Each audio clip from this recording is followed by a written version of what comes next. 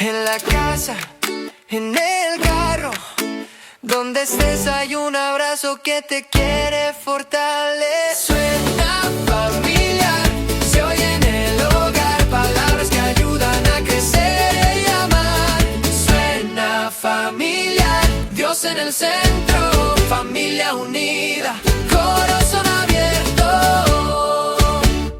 Muy buenos días, amados de Dios y nuestros. Gracias por acompañarnos hoy viernes 27 de marzo.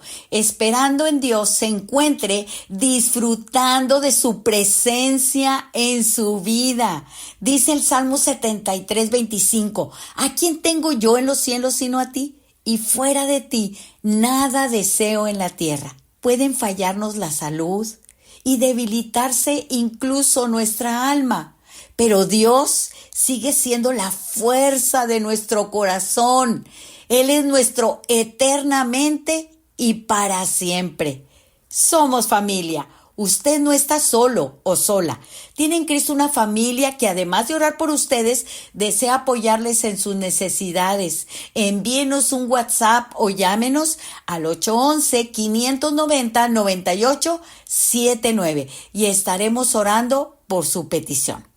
En este tema, la entrada triunfal, estamos participando Celeste y Rebeca, servidoras de Dios y de ustedes. La preparación y soberanía de Jesús lo leemos en Marcos 11, del 1 al 6.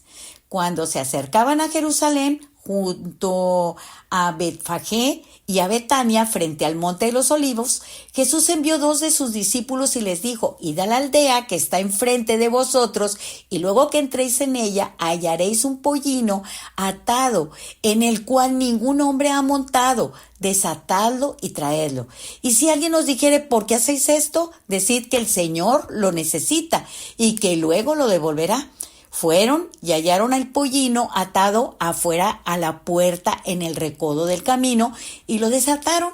Y unos de los que estaban ahí les dijeron: ¿qué hacéis desatando el pollino? Ellos entonces les dijeron como Jesús había mandado y los dejaron.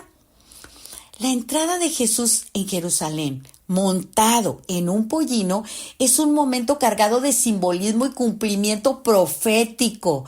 Este acto no solo señala la llegada del Rey prometido, sino que también revela la naturaleza de su reinado humilde y pacífico. La multitud que lo aclama con gritos de Hosana en Mateo 21:9 reconoce su autoridad y lo identifica como el Hijo de David, un título que evoca la esperanza mesiánica del pueblo judío. Expresión que se emplea en relación con la entrada de Jesús a la ciudad de Jerusalén, una semana antes precisamente de la crucifixión. La esencia de todos los relatos concuerda y luego se agregan ciertos detalles. Los discípulos hallaron un pollino de asno en Betfagé, tal como Jesús había dicho. Mateo vincula estrechamente este relato con la profecía de Zacarías 9:9 del Antiguo Testamento. Alégrate mucho, hija de Sión, da voces de júbilo, hija de Jerusalén. He aquí tu rey vendrá a ti, justo y salvador, humilde y cabalgando sobre un asno, sobre un pollino, hijo de asna. Se cumple en este momento, mostrando que el plan de Dios se desarrolla a lo largo de la historia. La humildad de Jesús contrasta con las expectativas de un rey guerrero, desafiando las nociones humanas del poder y grandeza. La respuesta de la ciudad, conmocionada y preguntando ¿quién es este?, refleja la confusión de algunos y la búsqueda de identidad en un tiempo de incertidumbre. Ahí fue aclamado con una gran multitud que extendía ramas y túnicas en el camino. Lo reconocieron como el Hijo de David. Su entrada triunfal a Jerusalén es de vital importancia para comprender la misión mesiánica de Jesús. Anteriormente, Jesús no había permitido que lo reconocieran públicamente como Mesías. Al trasladar su ministerio fuera de Jerusalén, había evitado intensificar el conflicto con los líderes religiosos judíos. Ahora, sin embargo, el tiempo se acercaba. Sus enemigos comprendían las poderosas implicaciones mesiánicas vinculadas con esa forma de entrar a Jerusalén. La acción de montar el pollino, las túnicas y las palmas en el camino y los gritos de la multitud, todo señalaba a Jesús como el Mesías. Cuando se le instó que aquietara a la gente, él respondiendo les dijo: os digo que si estos callaran, las piedras clamarían. Esto viene en Lucas 19:40. Irónicamente, aunque la entrada triunfal fue la aceptación pública de Jesús como Mesías y un desafío directo para sus enemigos, tal vez haya sido un desencanto para muchos de sus seguidores. Cristo no entró a Jerusalén como un conquistador en un caballo de guerra, sino sobre un pollino de asno que representaba humildad. En consecuencia, los líderes religiosos demandaron su crucifixión, mientras que las multitudes finalmente lo abandonaron indiferentes. Les invitamos a nuestro canal de WhatsApp. Dele clic en novedades entre los canales y nos encuentra como Suena Familiar. De igual manera, le invitamos a nuestro canal de YouTube. Por favor, suscríbase, dele me gusta, active la campanita y compártalo. Siga con nosotros. A continuación, Celeste nos compartirá más sobre este tema. Buenos días, querida Celeste. Gracias, mi querida hermana Rebeca, y buenos días a todos los que nos están escuchando en esta mañana. En esta segunda serie de marzo hemos estado estudiando lo que conocemos como Semana Santa o Semana Mayor. Y hoy estaremos viendo la entrada triunfal. ¡Qué historia tan fascinante! En esta entrada triunfal, como bien nos compartió la hermana Rebeca, podemos ver la soberanía de Dios, pero también podemos ver el anuncio y cumplimiento de profecías y hermosas promesas que Dios plasmó en su palabra. Al hablar de la entrada triunfal, es bueno entender qué estaban celebrando aquellas personas. ¿Por qué alababan a Jesucristo con palmas en las manos? Bien, trataré de explicárselos. Esto estaba sucediendo de esta manera. Primeramente, Jesucristo había venido a visitar a su amigo Lázaro, aquel a quien Jesucristo había resucitado después de 4 días de haber estado muerto, según vemos en las Escrituras en Juan 11:39. Esto pasó 6 días antes de la Pascua, según Juan 12:1. Y ahí, en Juan 12:12, dice: el siguiente día, grandes multitudes que habían venido a la fiesta. ¿De cuál fiesta estamos hablando? Esta fiesta era la fiesta de conmemoración de la libertad del pueblo hebreo de la esclavitud en Egipto, la cual llamaban Pascua. Y este día coincide con la última semana de vida de Jesucristo, antes de su crucifixión. Miles de personas se encontraban en Jerusalén para esta festividad. Esto explica la multitud aclamando a Jesús en la entrada de la ciudad. En el capítulo 12 de Éxodo, usted puede leer todo lo que es relacionado a esta fiesta. Yo solo les compartiré algunos pequeños detalles, pero que me parecieron bastante importantes. El primero es que según el versículo 3, cada familia debería tomar un cordero. Y estas eran las características que debería de tener este cordero según el versículo 5. El animal debería ser sin defecto. Debería de ser un macho, debería de tener 1 año, podía ser oveja o cabrito, y este animalito iba a ser inmolado. Esto quiere decir sacrificado. Justo en esta fiesta estaban los judíos. Por eso el desfile de animalitos que iban a ser sacrificados, que iban a ser inmolados en sacrificio por sus pecados según la ley de Moisés 1 vez al año. Ya la hermana Rebeca nos compartió esa hermosa parte de la historia, donde la soberanía de Dios se hace presente en tantos detalles cuando mandó Jesús traer el pollino, el burrito que había sido reservado para esta ocasión.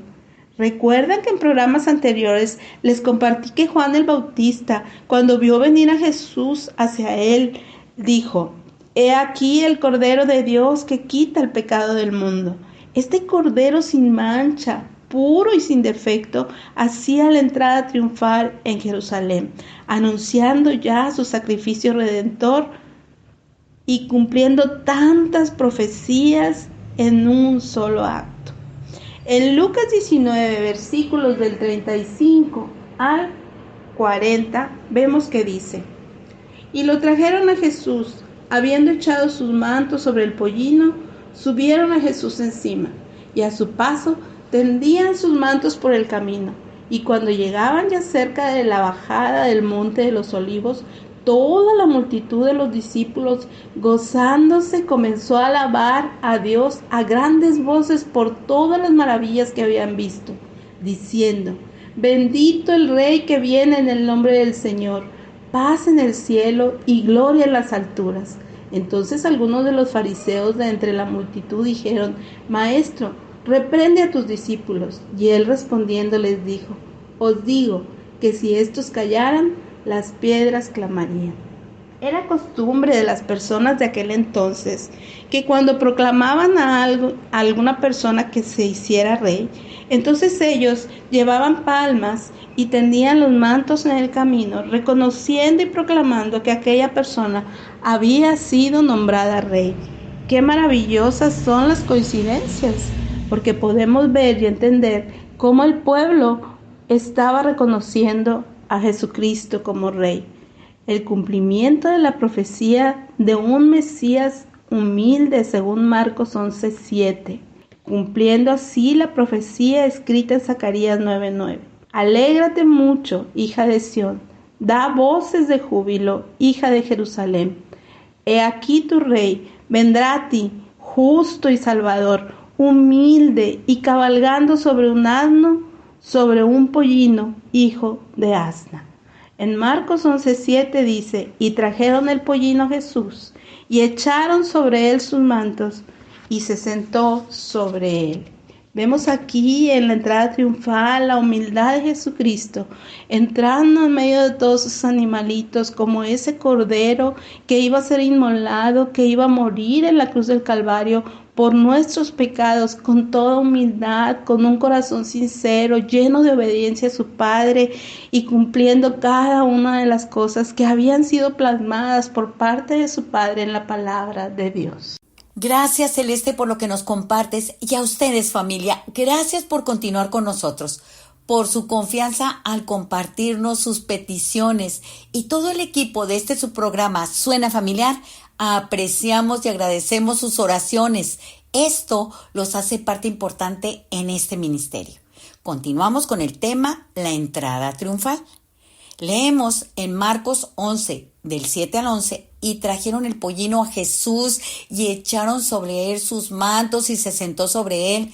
También muchos tendían sus mantos por el camino y otros cortaban ramas de los árboles y las tendían por el camino. Y los que iban delante y los que venían detrás daban voces diciendo: Hosana, bendito el que viene en el nombre del Señor, bendito el reino de nuestro padre David que viene, Hosana en las alturas. Y entró Jesús en Jerusalén y en el templo, y habiendo mirado alrededor todas las cosas como ya anochecía, se fue a Betania con los 12. Por mucho del ministerio de Jesús, él fue despreciado y rechazado por los hombres. Muy a menudo las multitudes que le adoraban le seguían únicamente para obtener algo de él, y la mayoría de su audiencia rechazaba cualquier tipo de compromiso personal hacia Jesús. Todo aquello era diferente en ese día. En ese día, estos prodigaban atención y honor a Jesús. Ellos utilizaron sus mantos como un asiento para Jesús y como una alfombra roja para el camino del pollino que él montaba. Considerando el costo y el valor de la ropa en aquellos días, esta era una alabanza generosa. Y los que iban delante y los que venían detrás daban voces diciendo: Hosana, bendito el que viene en el nombre del Señor. De hecho, cuando los líderes religiosos de los días de Jesús se oponían, Él les decía: os digo que si estos callaran, las piedras clamarían. Lucas 19:40. Las declaraciones de la multitud venían de los salmos. Es importante que alabemos a Dios con todo nuestro corazón cuando oramos, por ejemplo. Y el Salmo 95, 1 y 2 dice: venid, aclamemos alegremente a Jehová, cantemos con júbilo a la roca de nuestra salvación. Lleguemos ante su presencia con alabanza, aclamémosle con cánticos.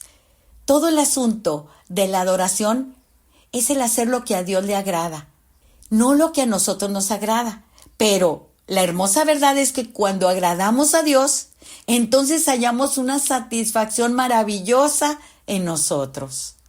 Veamos de nuevo a Jesús, que a pesar de las amenazas, Él no quería esconderse de las autoridades. Esto lo leemos en Juan 11:57. Y los principales sacerdotes y los fariseos habían dado orden de que si alguno supiese dónde estaba, lo manifestase para que le prendiesen. Esto deja en claro de que había un precio por la vida de Jesús y que las autoridades le estaban buscando. A pesar de esa amenaza, Jesús viene a Jerusalén de la forma más pública posible. El reconocimiento público lo leemos en Marcos 11, del 9 al 10, que lo acabamos de estar meditando. Y a nosotros, familia, ¿cómo nos impacta esto? Esto que sucedió hace más de 2000 años. ¿Cómo le alabamos?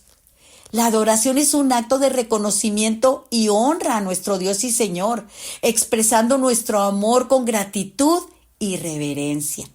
La Biblia nos enseña que la adoración a Dios es parte esencial de nuestra relación con Él. Cuando le adoramos, reconocemos su grandeza y su poder frente a nuestra pequeñez. La Biblia dice que es el único que merece nuestra adoración. No hay nadie más grande ni más santo que Él. Requiere que nos presentemos delante de Él con un corazón contrito y humillado. Hablamos a otros de su amor como resultado de la profunda gratitud por habernos salvado, rescatado, perdonado y transformado. La gente en este tiempo necesita saber del amor de Dios por ellos. Es fácil y simple. Busque versículos apropiados para ellos. Por ejemplo, todos hemos pecado, Romanos 3:23, por cuanto todos pecaron, están destituidos de la gloria de Dios. La paga del pecado es la muerte, es decir, separados de Dios, Romanos 6:23. Porque la paga del pecado es la muerte, mas la dádiva de Dios es vida eterna en Cristo Jesús, Señor nuestro. Juan 5:24. De cierto os digo, el que oye mi palabra y crea al que me envió, tiene vida eterna y no vendrá condenación, mas ha pasado de muerte a vida. Si usted se arrepiente y confía en Jesús como su único y suficiente Salvador, dice Hechos 3:19. Así que arrepentíos y convertíos para que sean borrados vuestros pecados, para que vengan de la presencia del Señor tiempos de refrigerio. Y primera de Juan 1:9 dice que si confesamos nuestros pecados, Él es fiel y justo para perdonarnos y limpiarnos de toda maldad. Y la confirmación está en primera de Juan 5:11 y 12, que dice: y este es el testimonio, que Dios nos ha dado vida eterna, y esta vida está en su Hijo. El que tiene al Hijo, tiene la vida. El que no tiene al Hijo de Dios, no tiene la vida. Familia, esta es una pequeña idea. Estoy seguro de que usted lo hará muy bien si se anima a hacerlo. Me despido de ustedes bendiciéndole a usted y a su familia, rogando a Dios que sean guardados en el poder de Dios, invitándoles a que no se pierdan el programa del próximo lunes con el tema Preparación para su sepultura. Quédese con nosotros hasta el final. Celeste concluirá con este importante tema. Te escuchamos, Celeste. Gracias, mi querida hermana Rebeca, y continuamos con el tema de esta semana, la entrada triunfal. Es una obra que, además de cumplir profecías, da principio a la semana en donde la obra de Cristo sería terminada, con una gran victoria y con gran gloria en su resurrección. En Marcos capítulo 11, versículos 11, nos dice: y entró Jesús en Jerusalén y en el templo, y habiendo mirado alrededor todas las cosas, como ya anochecía, se fue a Betania con los 12. Entró Jesús en Jerusalén y se fue directo al templo. No buscó otro lugar, sino que fue directo al templo. Y habiendo mirado alrededor todas las cosas, como observando todo lo que había en derredor, como ya anochecía, se fue a Betania con los 12. Jesús no va directamente al palacio a tomar el poder romano o a querer tener un poder político. Él se dirige al templo y entra y él observa todo, inspeccionando cómo está la situación antes de proceder a lo que seguía. ¿Y qué seguía? Venía la purificación en el día siguiente. Él se preparaba para ser crucificado. Y aquella corona de espinas marcaría su victoria en aquella obediencia al Padre por todo lo que tenía que suceder en esos días. Nuestro Redentor, nuestro Rey, había compartido con aquellos que le seguían: mi reino no es de este mundo. Ellos, los judíos, los sacerdotes, los líderes de la iglesia, estaban esperando un redentor político, alguien que viniera y estableciera su reino en contra de los romanos. Pero Jesús fue bastante claro y les dijo: mi reino no es de este mundo. Su autoridad, su reinado, no se basaba en el poder terrenal, sino que era algo muy diferente, era algo mucho más grande que un reinado terrenal. Es un reinado espiritual lleno de verdad, de justicia y de paz, lo cual no se podría lograr sin sacrificar aquel Cordero perfecto. Este reino que Jesucristo venía a establecer para nosotros es un reino que tiene origen divino, no humano.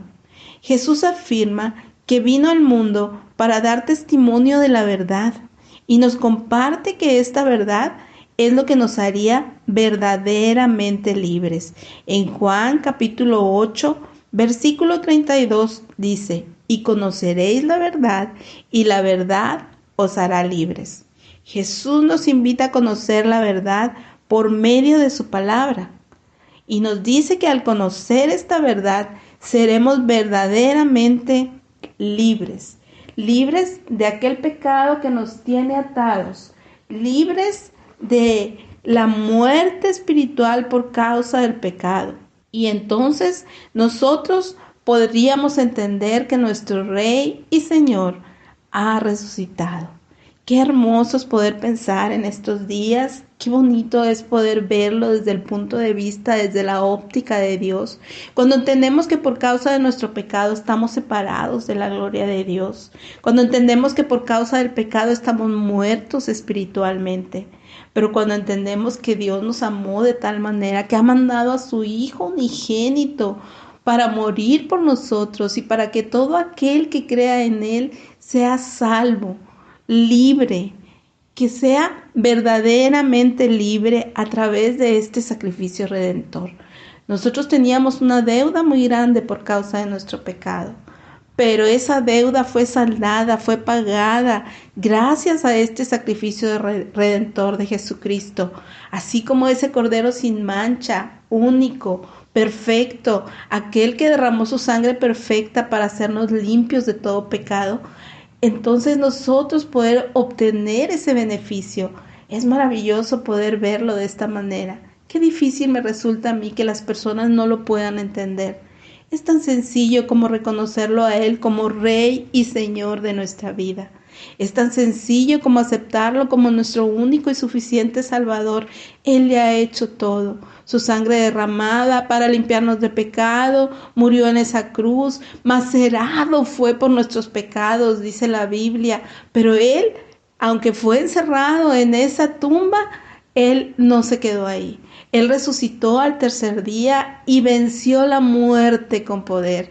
Y ahora todos aquellos que creemos en Él podemos tener la oportunidad de dejar de estar muertos espiritualmente por causa del pecado y estar vivos espiritualmente por medio de Jesucristo. Lo único que tenemos que hacer es reconocerlo como nuestro único y suficiente Salvador. Ven, yo te invito que estos días, que son días preciosos para recordar ese sacrificio redentor que nosotros no merecemos, te den la oportunidad de reconocer a Cristo Jesús como tu único y suficiente Salvador. Nadie, absolutamente nadie, te va a poder liberar de la muerte por el pecado. Solamente Jesucristo. Solamente por medio de Jesucristo tú puedes llegar a tener salvación y vida eterna y ser rescatado de la muerte por causa del pecado. Por hoy hemos llegado al final del programa, pero recuerda, tú no estás solo, tú no estás sola. Tienes en Cristo una familia que quiere orar por ti. Sigamos en contacto, comunícate con nosotros. Envíanos un WhatsApp al 811-590-9879. No olvides que tenemos una cita en tu programa Suena Familiar todos los lunes, miércoles y viernes. Que Dios te bendiga grandemente.